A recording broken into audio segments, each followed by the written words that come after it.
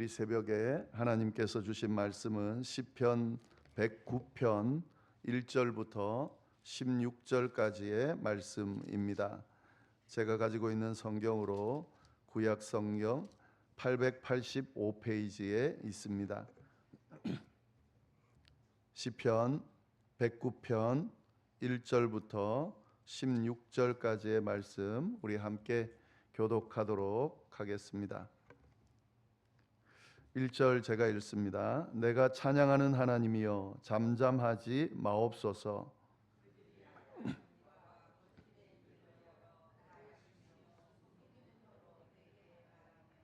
또 미워하는 말로 나를 두르고 까닭 없이 나를 공격하였음이니이다.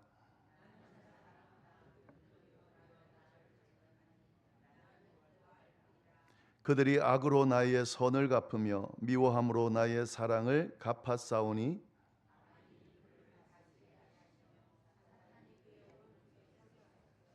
그가 심판을 받을 때에 죄인이 되어 나오게 하시며 그의 기도가 죄로 변하게 하시며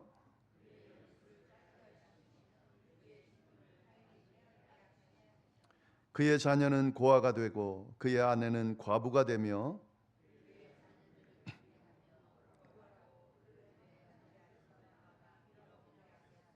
고리대금하는 자가 그의 소유를 다 빼앗게 하시며 그가 수고한 것을 낯선 사람이 탈취하게 하시며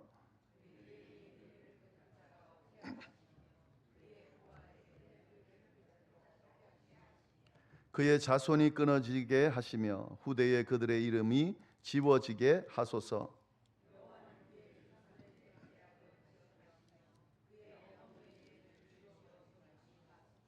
그 죄악을 항상 여호와 앞에 있게 하사 그들의 기억을 땅에서 끊으소서.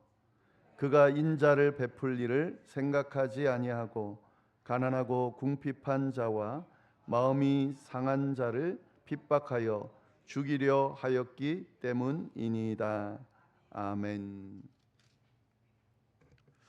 네, 오늘 저희가 나눌 말씀 시편 109편입니다. 상반절 말씀 반 정도 되는 말씀인데 이 말씀을 좀 나눌 텐데 다윗이 쓴 시입니다. 그런데 이 시는 좀 독특한 게 굉장히 어떤 하나님 앞에 기도하면서 누군가를 대상으로 자기를 대적하는 자들이죠. 그를 대상으로 저주를 퍼붓는, 그러니까 하나님 앞에 이 사람을 좀 어떻게 해주십시오라고 지금 하는 그런 기도입니다. 이 상황이 다윗이 어떤 큰 고통 가운데 있을 때에 하나님 앞에 그 마음, 그 상황이 얼마나 힘든지를 그대로 표출하는 그런 기도라고 생각하면 되겠습니다. 이 시는 대표적인 저주시로서 억울하게 고통당하는 다윗이 하나님께 자신의 마음을 토로하면서 기도하는 그 기도가 바로 오늘 시입니다.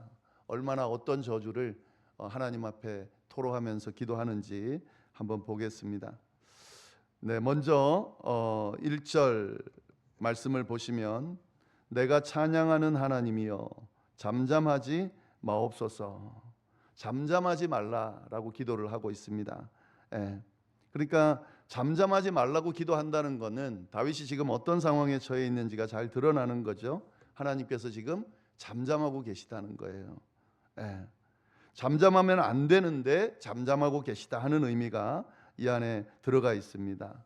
왜냐하면 다윗이 지금 억울한 일을 당하고 있는데, 억울한 일을 당해서 고통 가운데 있는데 하나님께서 자신의 형편을 돌아보지 않고 있다는 거죠. 그러니까 침묵하고 계시다는 거죠. 그런 하나님 앞에 잠잠하지 마십시오, 침묵하지 마십시오, 제발 돌아봐 주십시오 라고 지금 이제 기도한다, 그렇게 말씀을 드리면서 지금 기도하고 있는 겁니다. 근데 우리가 한 가지 여기서 잘 봐야 되는 것은 이제 이 뒤에 보면은 잠잠하지 마십시오 그러면서 자신이 처한 상황을 하나님 앞에 솔직하게 고백하는데, 야, 이렇게 고백해도 되나? 이런 저주의 기도를 드려도 되나 싶을 정도로 정말 심하게 이제 이야기를 합니다. 그러나 꼭 기억해야 될 것은 내가 찬양하는 하나님이여 라고 시작하고 있다는 것을 기억하면서 말씀을 봐야 됩니다. 나중에 이야기하겠지만 하나님 앞에 내가 찬양하는 하나님이여, 지금 하나님께 기도하고 있는 거라는 것을 염두에 두면서 누군가에게 막 저주를 퍼붓는 게 아니에요. 하나님께 이 기도를 드리고 있다는 것을 염두에 두면서 어떤 상황인지 또 어떤 내용의 기도를 드리는지 보겠습니다. 2절 3절 보시면은 그들이 악한 입과 거짓된 입을 열어서 나를 치며 속이는 혀로 내게 말하며 또 미워하는 말로 나를 두르고 까닭없이 나를 공격하였음이니이다. 대적자들이 자신에게 어떻게 했는지를 쭉 이야기하고 있는데요. 악한 입과 거짓된 입을 열어서 자신을 쳤다는 거죠. 속이는 혀로 다윗에게 말했다는 거, 속였다는 거예요. 미워하는 말로 다윗을 두르고 공격했다는 겁니다. 아주 미워했다는 거예요. 여기서 보시면은 까닭 없이 나를 공격했다. 그러니까 지금 그들이 나를 대적하면서 힘들게 하고 막 이렇게 고통으로 몰아가는데 이유가 없다는 거예요. 자기는 큰 잘못을 한 게 없다는 겁니다. 뭔가 잘못해서 그 대가로 고통당할 때도 힘들잖아요. 근데 아무런 잘못이 없는데 이유가 없는데 지금 이런 고통을 당하고 있다라고 하는 겁니다. 하나님 앞에 그 마음을 토로하고 있는 겁니다. 그러면서 4절 보면은 나는 사랑하나 그들은 도리어 나를 대적하니 나는 기도할 뿐이라. 다윗은 그들을 사랑으로 대했다는 겁니다. 사랑했다는 거예요. 근데 그들은 어떻게 했습니까? 도리어 대적했다는 거죠. 아주 속상한 일이죠. 나는 선의를 베풀고 나는 좋은 마음으로, 난 진심으로 사랑해서 대했는데 그거를 전혀 고려하지 않고 도리어 대적한다는 거예요. 물론 여기서 우리가 분명히 알아야 될 것은 이 다윗이 정말 사랑으로 대했다 안 했다는 것은 하나님이 아시는 거예요. 하나님 판단하시는 겁니다. 우리가 자기는 사랑했다고 생각하는데 그렇지 않은 경우도 있습니다. 그러나 지금 다윗이 말하는 이 고백은 자기가 생각하기에는 사랑했다는 것이죠. 그런데 나를 대적한다는 겁니다. 그래서 힘들다는 겁니다. 그런데 그런 상황에서 어떻게 한다고요? 나는 기도할 뿐이라. 이게 핵심입니다. 오늘 말씀의 핵심인데요. 나는 기도할 뿐이라. 지금 억울한 일을 당하고 지금 속상하고 고통 가운데 있고 그런 상황인데 보복하는 것이 아니고 어떻게 한다고요? 나는 기도할 뿐이다 라고 이야기한다는 겁니다. 하나님께 기도할 것밖에 제가 할 수 있는 게 없습니다 라고 하는 거죠. 이렇게 했기 때문에 저는 속상합니다. 저는 보복하겠습니다. 저는 그냥 두지 못하겠습니다. 뭔가를 할 겁니다.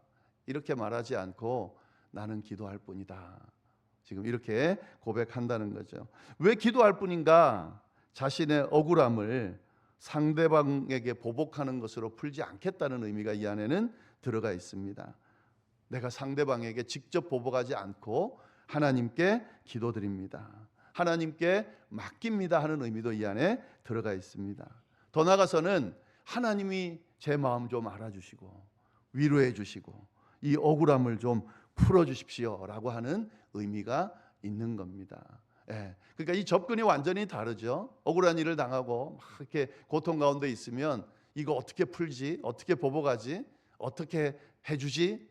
이렇게 할 수 있는데 다윗은 그게 아니라 기도할 뿐이다 라고 이야기하면서 고백하면서 하나님이 해결해 주시기를, 하나님이 위로해 주시기를, 하나님이 이 마음을 돌봐 주시기를, 돌아봐 주시기를 기도하고 있다. 이게 참된 신앙인의 자세죠. 그러면서 기도한 내용이 쭉 이어집니다. 5절 말씀 보겠습니다. 5절 6절 그들이 악으로 나의 선을 갚으며 미워함으로 나의 사랑을 갚았사오니 악인이 그를 다스리게 하시며 사탄이 그의 오른쪽에 서게 하소서. 그들이 악으로 나의 선을 갚았고 미워함으로 나의 사랑을 갚았는데 어떻게 해주기를 원합니까? 악인이 그를 다스리게 해달라라고 하는 거죠. 악인이 그를 다스리게 해달라. 악인을 시켜서 그를 좀 맞서게 해달라는 거예요. 악인이 나를 힘들게 하는데 악인이 그 악인을 좀 맞서게 그렇게 다스리게 해달라 하는 겁니다. 또 사탄이 그의 오른쪽에 서게 하소서. 이 사탄이 그의 오른쪽에 서게 하소서는 도대체 무슨 말인가? 어떤 억울한 일을 당할 때 그 어떤 잘못을 했을 때, 억울한 일이 아니라 잘못을 했을 때 그 잘못에 대해서 증인 설 때에 오른쪽에 서서 증인을 하는 그런 분위기였습니다. 그러니까 이 말은 뭐냐면 사탄이 그 오른쪽에 서서 증인이 되게 해달라는, 고소인으로 고발하게 해달라는 거예요. 그 악인이 하는 잘못을 사탄이 그 곁에 서서 그 잘못된 것을 고발하게 해달라라고 하는 겁니다. 사실은 굉장히 지금 이 심한 이야기예요. 악인을 시켜서 악인을 다스려 주십시오. 사탄이 그 오른쪽에 서서 고소인이 되게 해 주십시오. 그렇게 지금 이야기하는 거죠. 7절 말씀 보시면은 그가 심판을 받을 때에 죄인이 되어 나오게 하시고 그의 기도가 죄로 변하게 하십시오. 그러니까 재판 받을 때 유죄 판결이 나게 해달라는 겁니다. 그리고 그의 기도가 죄로 변하게 하는 기도가 죄가 되게 해달라는 겁니다. 그 기도 자체가 죄가 되게 해달라는 거죠. 8절 9절 말씀, 그의 연수를 짧게 하시며 그의 직분을 타인이 뺏어가게 하시며, 살날을 짧게 해달라는 겁니다. 길게 살지 못하게 해달라는 겁니다. 그리고 그가 하던 일도 타인이 빼앗는다, 다른 사람이 할 수 있게 해달라는 겁니다. 그리고 그의 자녀는 고아가 되고 그의 아내는 과부가 되며, 그의 자녀들은 고아가 되게 해달라는 거예요. 그리고 그의 아내는 남편 없는 과부가 되게 해달라는 거예요. 지금 이게 다윗이 하나님 앞에 기도하는 거예요. 자기를 대적하는 사람들이 이렇게 되게 해달라고 지금 기도하는 겁니다. 10절부터 13절도 다 그 내용이에요. 한번 보시겠습니다. 그의 자녀들은 유리하며 구걸하고 그들의 황폐한 집을 떠나 빌어먹게 하소서. 그 자식들이 막 떠돌아다니면서 구걸하는 신세가 되게 해달라는 겁니다. 폐허가 된 집에서마저 쫓겨나서 밥을 빌어먹는 그런 신세가 되게 해달라고 그렇게 이야기하는 거죠. 11절 말씀, 고리대금하는 자가 그의 소유를 다 빼앗아가게 하시며 빚쟁이가 와서 그 재산을 다 가져가게 하시며 그가 수고한 것을 낯선 사람이 탈취하게 하시며, 낯선 사람이 들이닥쳐서 재산을 모두 약탈하게 해달라는, 도둑맞게 해달라는 거예요. 12절 말씀, 그에게 인애를 베풀 자가 없게 하시며, 그에게 사랑 베풀 사람이 주변에 없게 만들어 달라는 겁니다. 그의 고아에게 은혜를 베풀 자도 없게 하시며, 고아가 된 그 아이들에게 은혜 베풀 자도 없게 해달라고 지금 고백하고 있는 겁니다. 13절 말씀, 그의 자손이 끊어지게 하시며 후대에 그의 이름이 지워지게 하십시오. 자손도 끊어지고 후대에 그의 이름 자체가 기억되지 않게 해달라고 지금 기도하고 있던 거죠. 지금 제가 이 말씀 준비하면서 묵상하면서 이런 기도 하나님 받으실까 싶을 정도로 그렇잖아요. 이게 저주에 이런 저주도 없습니다. 14, 15절 한번 보세요. 여호와는 그의 조상들의 죄를 기억하시며 그의 어머니의 죄를 지워버리지 마시고, 그 죄악을 항상 여호와 앞에 있게 하사 그들의 기억을 땅에서 끊으소서. 그의 아버지가 지은 죄를 주님이 기억하시고 그의 어머니가 지은 죄도 지워지지 않게 해달라는 거예요. 그들의 죄가 늘 주님에게 거슬리게 해달라는 겁니다. 항상 앞에 있다는 것은 그들이 지은 죄가 주님이 계속 볼 수 있도록 그렇게 해달라는 겁니다. 그들의 기억을 땅에서 완전히 끊으려는 거죠. 그를 완전히 잊게 해달라라고 저주의 기도를 퍼붓고 있습니다. 이게 이렇게 기도드려도 되나 하는 생각이 들죠. 그러면서 이제 16절 말씀 보면 왜 그렇게까지 기도하는가? 그가 인자를 베풀 일을 생각하지 아니하고 가난하고 궁핍한 자와 마음이 상한 자를 핍박하여 죽이려 하였기 때문입니다. 그들이 이렇게 행동했다는 겁니다. 인자를 베풀 일을 생각하지 않았다는 겁니다. 사랑을 베풀지 않았다는 겁니다. 가난하고 궁핍한 자와 마음이 상한 자를 위로하기는커녕 어떻게 했다고요? 핍박했고 죽이려 했습니다. 이런 원수들을 주여, 이 앞에 말씀드린 그 저주를 퍼부으면서 그렇게 되게 해달라고 지금 기도하고 있다 하는 거죠. 이런 기도 드리는 거 괜찮을까요? 아마 한번 생각해 보신 적이 있을 텐데, 그런 기도를 드리고 있으면 하나님이 야 그래도 그렇지 그렇게 기도하는 건 좀 그렇지 않냐? 야단치실 것 같잖아요. 근데 성경에 지금 제가 하는 이야기가 아니죠. 성경에 분명히 지금 기록되어 있습니다. 이것은 다윗이 하나님께 드린 기도의 내용입니다. 왜 이걸 넣어놨을까요?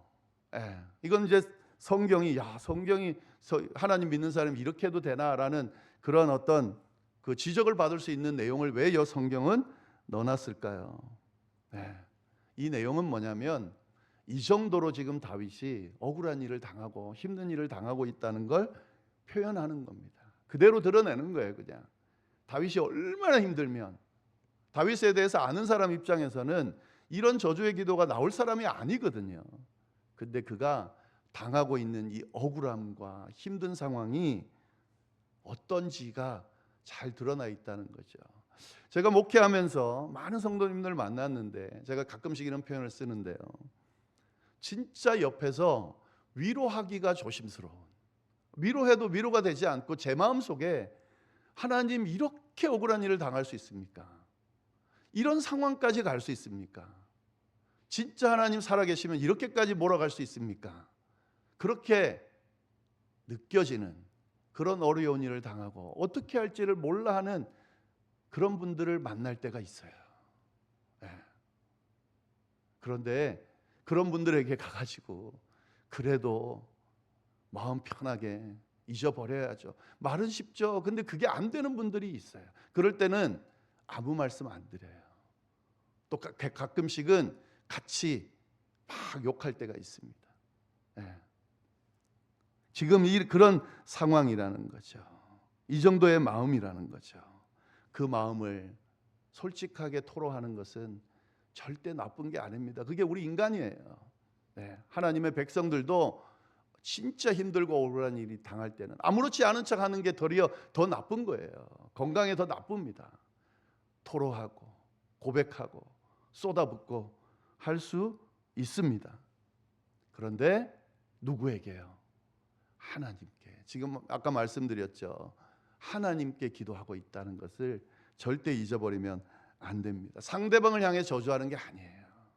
상대방에게 가서 저주하는 게 아니에요. 그냥 허공을 치듯이 그 사람을 저주하는 게 아닙니다. 지금 이 다윗이 뭐 하고 있죠?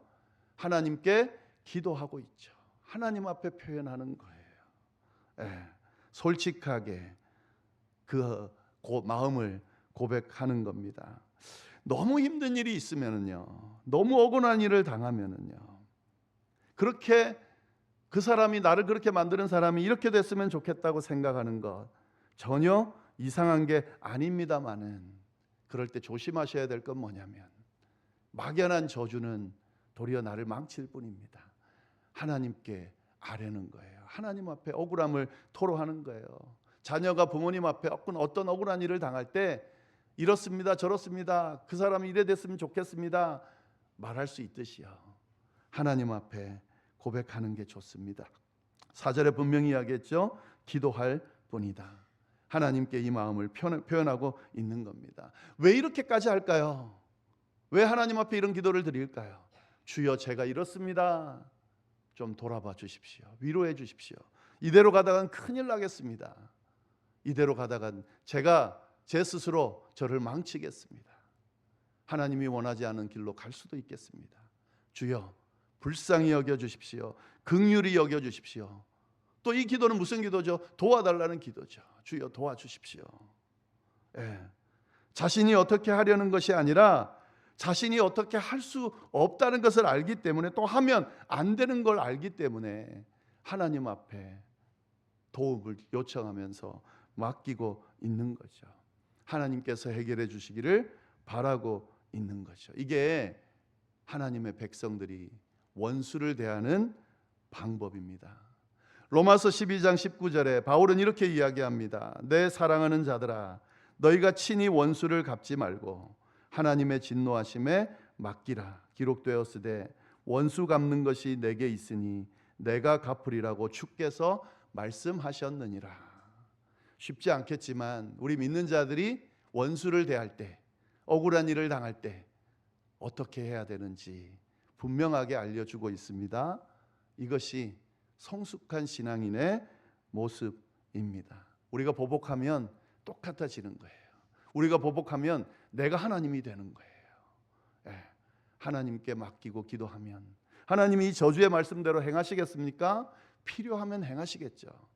그러나 하나님은 선하신 분이기 때문에 공의를 행하시면서도 사랑으로 가장 적절하게 그렇게 인도하실 겁니다. 그걸 믿고 있는 사람들이 하나님의 백성들이기 때문에 그 하나님께서 그대로 행하시기를 기도하면서 이 억울함을 푸는 거죠. 그래서 참 무서운 사람이 누구냐? 제가 이제 신앙이 좋은 사람이 누구냐고 저한테 누가 물어보면 보면은 막 정말 오래 신앙생활하고 저분은 진짜 신앙이 좋다, 기도도 열심히 하고 하시는 분인데 가끔씩 좀 말도 안 되는 행동을 하거나 표현을 하거나 그렇게 하실 때 어떻게 저분이 저렇게 말씀하시지? 다른 분은 다 용납하고 다 뭐라 그래도 저분은 좀 품어줄 수 있는 분인데 그렇지 않은 분들이 있어요. 깜짝깜짝 정말 놀라요. 어떤 면에서는. 근데 어쩔 수 없이 연약한 인간이니까 당연한 거죠. 근데 그런 분들이 그런 상황에서 기도하는 분들은요, 하나님 앞에 기도하면서 답을 찾아요. 마음을 추스리고 어떤 길로 가야 될지 알게 되고 결국에 궁극적으로 결정은 어떻게 하죠?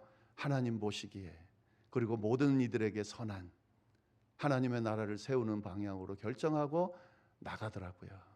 하나님 앞에 기도하는 사람, 하나님과 씨름하는 사람, 하나님께 솔직하게 마음을 쏟아놓는 사람, 그 사람은 하나님이 바른 길로 인도하시고 그 억울함도 풀어주시고 잘못된 것도 고쳐주시고 바르게 인도하신다. 오늘 다윗의 이 기도를 통해서 우리가 정확하게 알 수가 있습니다. 저는 여러분들이 지금 어떤 상황에 처해 있는지 자세히는 잘 몰라요. 또 각자 나름대로 신앙생활을 하고 있겠죠. 억울한 일을 당할 때도 있고 어떤 면에서 내가 잘못해서 또 겪게 되는 일들도 있습니다. 어떤 것이든 내 마음을 있는 그대로 하나님 앞에 쏟아 넣어 보시고요. 그러나 내 힘이 아니라 하나님께서 해결해 주시기를 바라고 도와주시기를 바라고 기도하며 나아가면 분명히 하나님께서 다윗과 함께 하신 것처럼 그 기도하는 분들과도 함께 하시고 답을 주시고 바른 길로 인도하셔서 망가지지 않게끔 똑같은 원수나 대적자가 되지 않게끔 인도해 주실 겁니다. 그런 은혜가 저와 여러분에게 충만히 임하기를 간절히 바랍니다. 기도하겠습니다. 하나님 아버지, 참으로 감사합니다. 이 다윗의 기도를 통해서 어떻게 하나님 앞에 나아가야 하는지, 또 억울한 일을 당하고 힘든 일을 당할 때, 또 원수들이 우리를 대적할 때 어떻게 대해야 하는지 바른 길을 알려주셔서 감사합니다. 우리의 힘으로 해결할 수 없는 부분들은 주님 앞에 아뢰면서 주님의 뜻을 묻고 주님의 인도하심과 도우심을 구하며 그렇게 해결하며 나아가는 성숙한 하나님의 자녀들이 다 될 수 있도록 주여 인도하여 주옵소서. 이 시간에 어찌할 바를 몰라 주님 어떻게 해야 될지 갈피를 잡지 못하는 일에 처한 그런 분들이 계시면 주여 주님을 찾게 하시고 주님께 입술을 열게 하시고 마음을 토로하게 하시고 주께서 주시는 위로와 참된 평안을 얻을 수 있도록 그리고 해결되어지는 역사 일어날 수 있도록 주여 인도하여 주옵소서. 이어서 드리는 개인의 기도와 중보 기도 위에도 함께하여 주시기를 간절히 바라고 살아계신 예수님의 이름으로 기도드립니다. 아멘.